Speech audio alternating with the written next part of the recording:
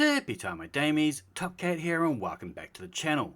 Now I know some of you guys pop your Crucible, Vanguard and Gambit engrams as you get them. Me, I tend to let them stack up till I got something I really want to try and farm for. And when it comes to the end of the season, I've often got like 100 engrams there ready to go. I went over to Shacks and I wanted to target the Joxer's longsword, as I've been having a lot of fun with that Aisha's Care and Cruel Mercy lately.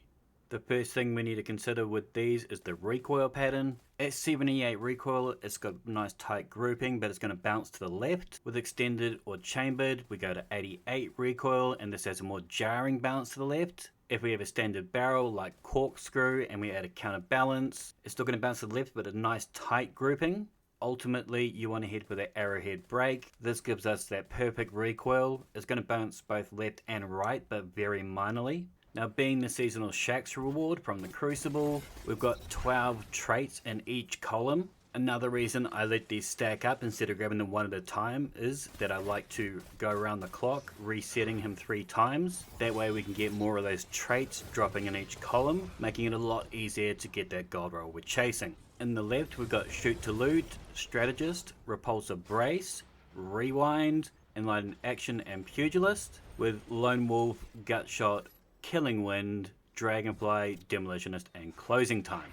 In the right hand column we've got Zen Moment, Demoralize, Swashbuckler, One for All, Under Pressure and High Impact Reserves, with Headseeker, Withering Gaze, Destabalising, Desperate Measures, Desperado and Adrenaline Junkie. Now there is nearly every perk you could want for this type of Void Pulse Rifle. This season I must have tested a good 15-20 different combos that I really liked. I've got 6 combos that I want to talk about that I could recommend. The first, we have Gutshot straight in the left hand column. Whilst aiming down sights, this increases our body shot damage and decreases our target acquisition. Now at standard, that loss of target acquisition is quite severe, but once enhanced it becomes a lot more manageable. This is going to boost our body shot damage by 10%. I then pair this with Headseeker, so our body shots landed with this weapon increase our precision damage and aim assist for a short time. So when we land that Gutshot body shot, it's going to increase our crit damage by 20% and increase our aim assist cone size by 3%.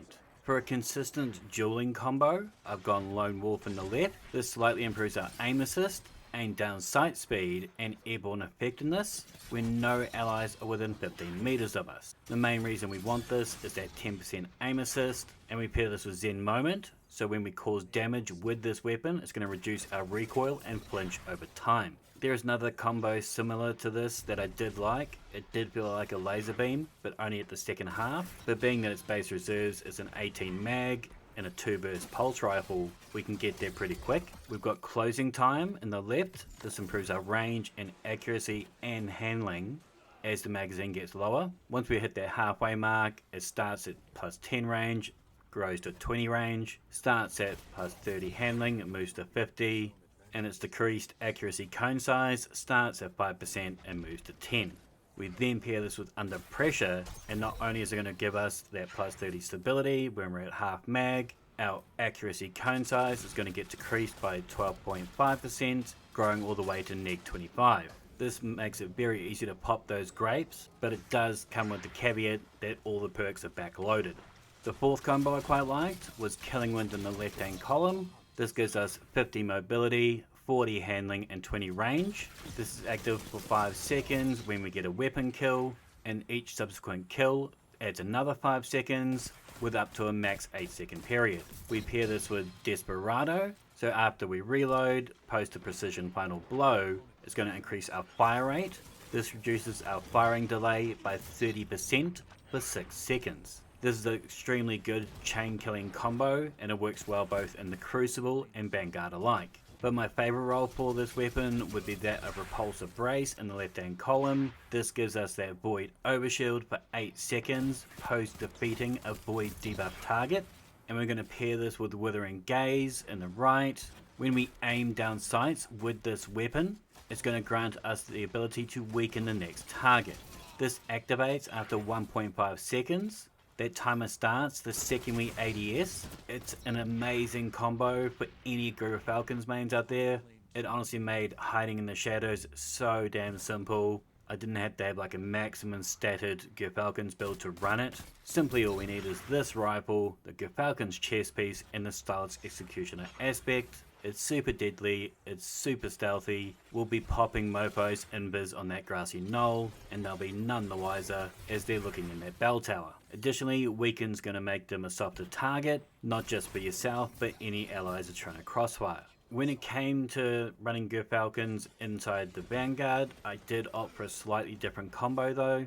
Withering Gaze worked fine in the Crucible, as we can isolate and target, and we'll always have a debuff ready to go, which is quite vital inside the Crucible as we have less ability uptime. In the Vanguard, however, we're not so much worried about that.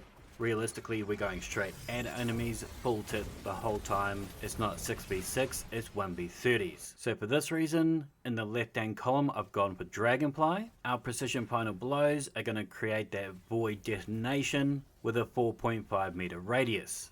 This pairs extremely well with destabilizing rounds, as when we defeat a target, it's going to create a void burst. Any targets it hits is going to make them volatile, and it's going to grant us volatile rounds. This radius is 6.5 meters, it's got a 1.5 second cooldown, and it gives us those volatile rounds for 4.5 seconds. This double AO combo is extremely potent. There was moments I was shooting this thing and it felt like I had a Graviton Lance on. These were my favorite combos. If I had to, and I did because my bolt is stacked, I've opted to keep 2 of these. One being that Repulsor Brace, Withering Gaze, and 2 being that Dragonfly Destabalising rounds. Even though this weapon does have tons of options, I think you have to pick the traits that most identify with that weapon, and outside of Demoralize being a great option too, I found these 4 traits made this rifle sing. For the stats, of course I've gone that Arrowhead Break for that perfect recoil. For my Crucible roll, I've gone with high cal rounds, and for when I'm playing in the Vanguard, I'll try and get armor piercing rounds. This is particularly good with things like Destabalising and Dragonfly, all that nonsense. You're just adding the amount of targets you're shooting, allowing our bullets to shoot through quicker than a Vindaloo. If fate allows, you want that stability masterwork. I like the tactical mod if I'm inside the Crucible, just to help boost that handling. But when I'm playing in the Vanguard, I highly recommend the synergy mod, giving us a chance to give us a Void Breach. These are great to activate our Devour and give us a big class bump. Although One Quiet Moment has been buffed, we do have the Nadir Focus origin trait here too, and I definitely recommend this one. This can decrease our accuracy cone size and give us 10 range. If you don't have a gold roll of this and you still got tons of engrams, I'd recommend putting some coins into the slot and trying your luck. You want to do this while they're at a reasonable cost, as next season when we have a new batch of weapons, this price will go up.